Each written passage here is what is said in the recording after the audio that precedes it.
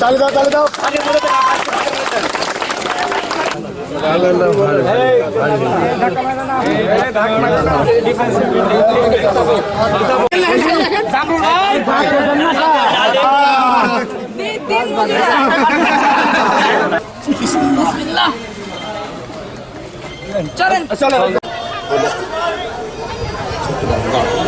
আমি খালি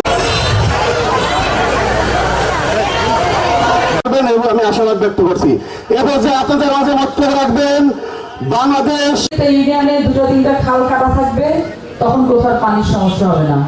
সাহেবের সুযোগ্য কন্যা ব্যারিস্টার ফারদা ওয়ারিয়াবাসী আপনাদের কাছে জানাচ্ছি আমাদের ডানে বামে থেকে বাবা ভালো আছে আপনারা সবাই?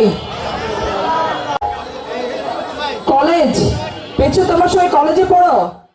বাগাতি পাড়া শুধু না, পুরো বাংলাদেশের ঘর ঘর উন্নয়ন হবে ইনশাআল্লাহ।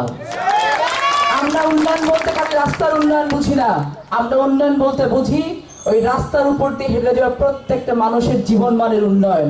আমরা উন্নয়ন বলতে বুঝি যে আমার ঘরে কোনো সন্তান যদি যোগ্যতা থাকে তাহলে সে চাকরি পাবে। বলছিলাম এই কথাগুলা।